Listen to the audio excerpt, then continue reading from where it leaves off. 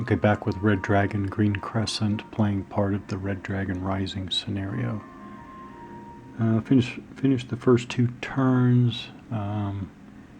Chinese side has lost a couple of units. Looks like 1 air unit. I think it's a J8 unit and 1 surface action group. And the Vietnamese, now allied with the Americans, have lost an air unit. Yeah.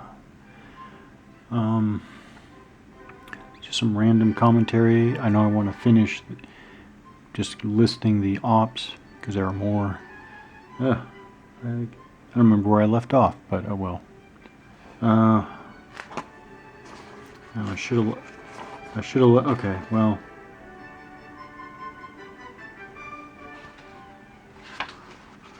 Guess I should have left a.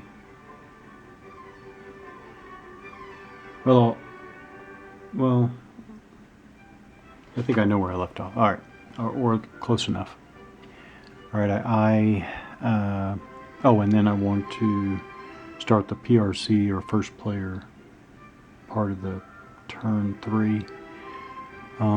I said earlier, I think in another video, that I became really interested in getting a good condition copy of this, unpunched in this case, unplayed, getting my own copy in good shape and trying it out because of the connection to current work of mine. My current work is looking at this, well, everything you see here, this theater, this time frame, everything. Well, not everything, but there's just a lot of overlap, so I thought it would be a great situation to be able to play some things pretty close to current work. So, interestingly enough,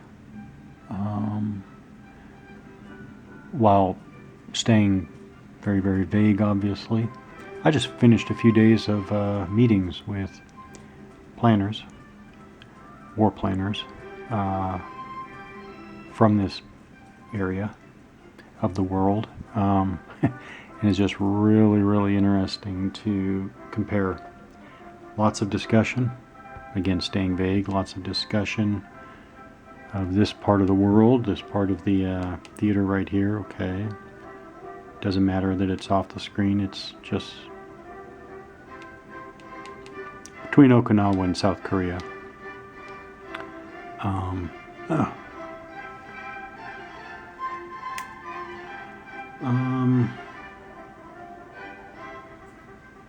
Anyways,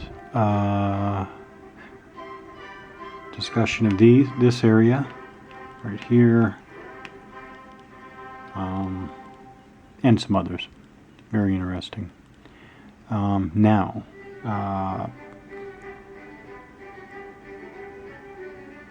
time scale. I did not find a time scale.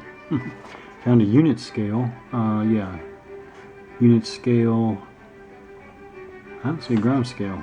You basically, my impression is you basically play 30 turns or less if there's a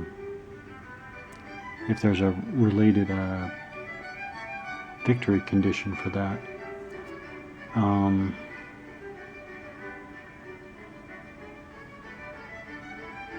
don't know where the time scale is, but what I noticed.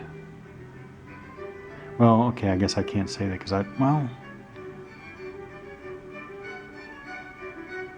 oh yeah, I guess I need to know the grounds. I need to know the time scale.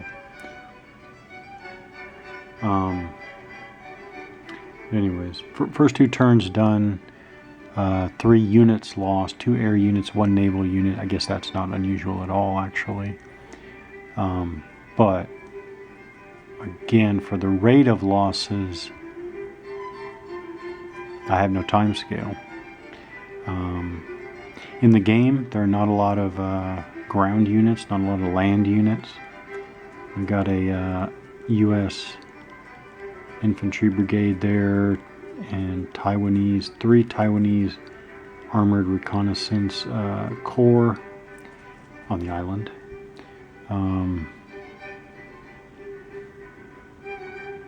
Yeah, but a big problem is not being able to tell the scale.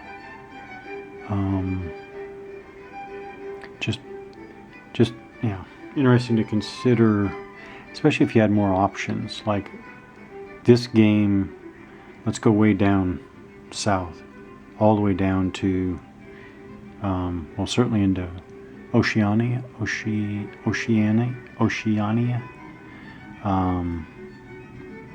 Let's see, well, okay, Guam's here, but maybe over to Hawaii. I think that'd be interesting. Open up some different options. Obviously different time scale. Another thing is, it's kind of funny to be reading this morning about the J20. And in this game, we got J10s, J12, okay, J10, got J12. J12 right there. Stealth fighter. I wonder what the difference is between the J12 and the J20 I was reading about this morning, unless, of course, in this game, it was projected as the J12, and in reality today, it's the J20. Or are they actually two different airplane types? There it is again. So, and that's another interesting thing for me to consider is the amount of hardware here. There's the J12 again, stealth characteristic right there. All right, while we're talking about these airplane units, talk about aircraft units are mostly represented by mixed type combat wing formations, though only one aircraft type is shown on each counter. Long-range bombers have their own monotype units that can't combine operations with the other tactical air wings in the game. Okay, so LR must be the designation, so yeah.